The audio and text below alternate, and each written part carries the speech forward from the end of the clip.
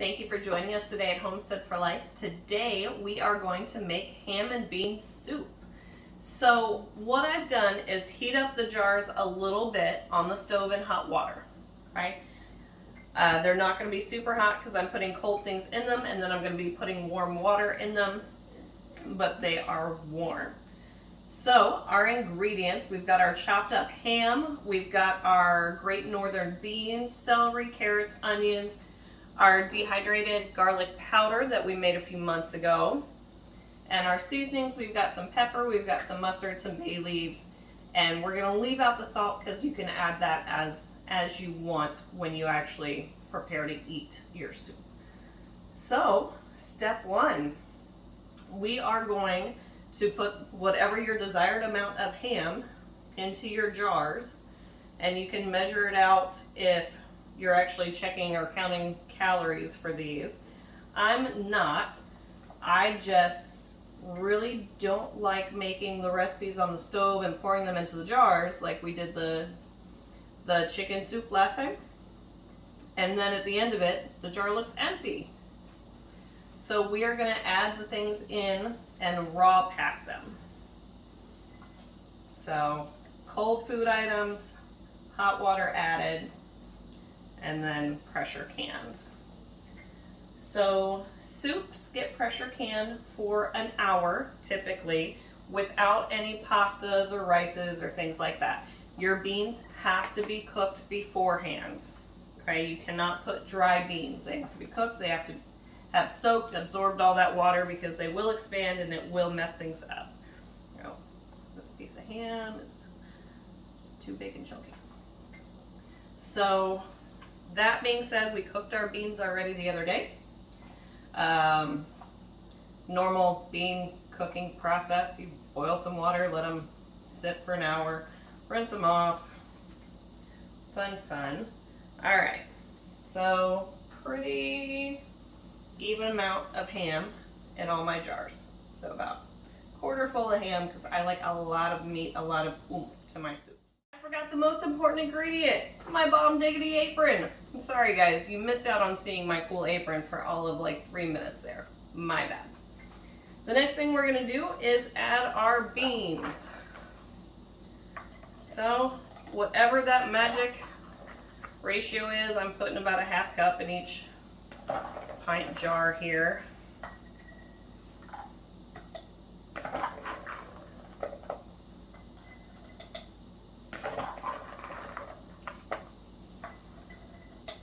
So we've got our beans, we've got our ham, and our jars are about 3/4 of the way full. So we've still got a lot of stuff to put in here. One thing I want to remind you of when you're adding the seasonings and things is that everything gets kind of supercharged when you can it.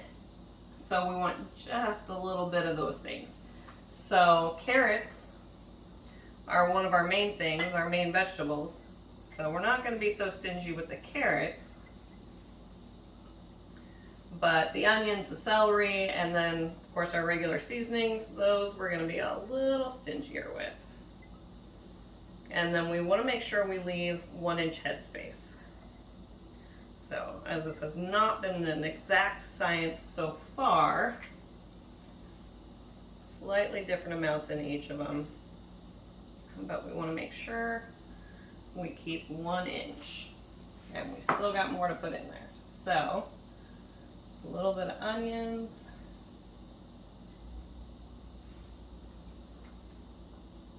gonna have a lot of onion left over. A little bit of celery. Oh, didn't mean that little onions.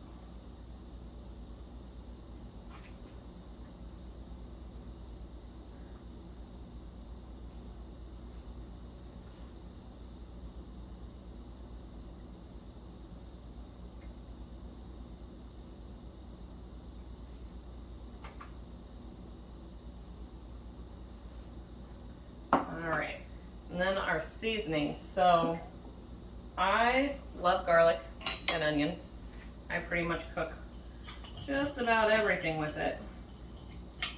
So probably gonna go a little bit heavier on the garlic than most people would, but it's just how I like my garlic. And then everything else we're going to be real light-handed with, just a little bit. Kind of keep in mind, if you were making this as a regular soup, that you would have like half a teaspoon in a lot more than 5 pints. So it's usually, I think the regular recipe would be about half a teaspoon to 3 quarts. So that doesn't break down to a lot per jar, that's for sure. So very little of these things. And then we add our warm water. All right, so we're gonna add our hot water to our jars. Once we get close to the brim, we're gonna start scraping them down with a spatula and then use our lid to make sure we've got the headspace we need.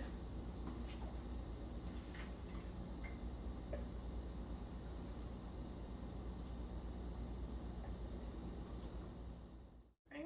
So now we're gonna squeegee down, get all the air bubbles out as best we can. Stabby, stabby, squishy, squishy.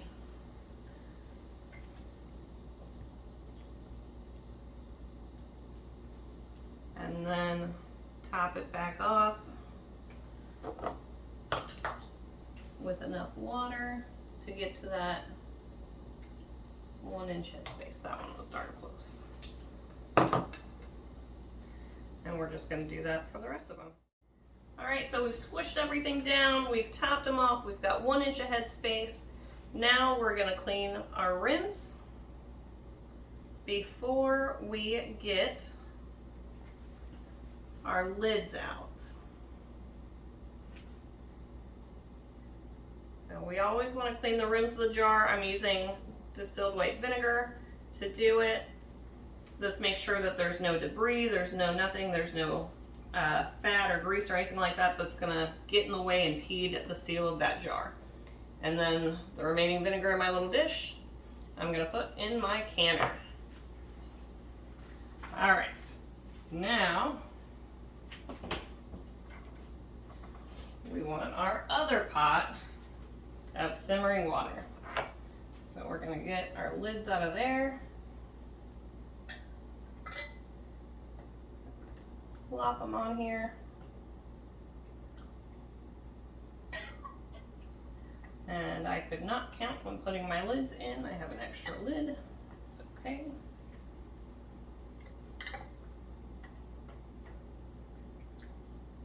Go figure, the lids coming out of the simmering water are a little warm. All right. So we've got our hot lids on our clean rims. Now we are going to put our rings on, and we are going to finger tighten them pretty snug. Not as tight as you can possibly get them, because remember, we are going to get air that comes out, that leaks out of there. That's one of the things to remember when you're canning anything, any meats, is the grease will come out of there. And it will get in the way of creating a good seal between your lid and your jar. That's why you always want to rinse your ground beef.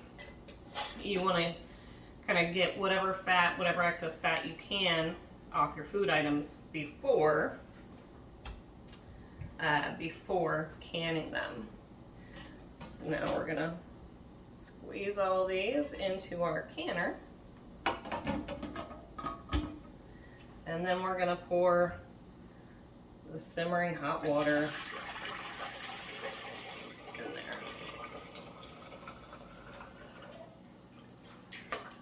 there. Okay, so our jars are prepped, our canner is prepped now. We've just gotta get it rolling. So first I'm gonna plug it in. And close the lid, seal it, and turn it to exhaust, okay? It needs for the air to be able to leave while it's kind of coming up to temperature and pressure. Once it beeps at us, we're going to set this to airtight and let it finish out the time. So let's get it started. So high, our time, which is 60 minutes.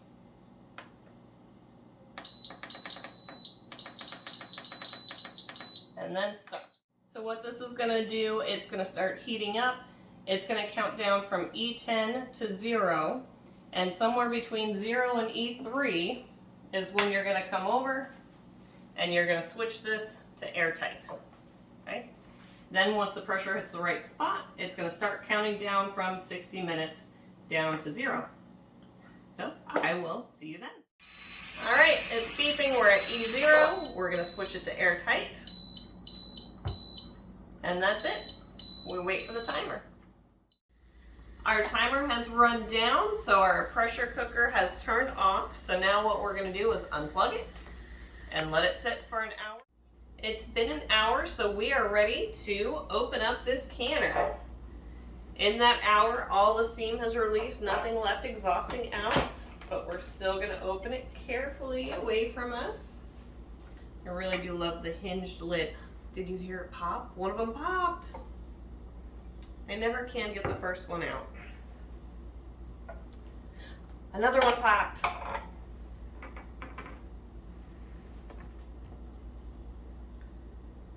All right.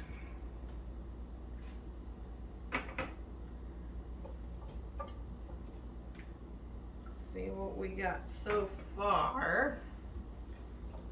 Of course, they're still processing. You can see all the bubbles still going.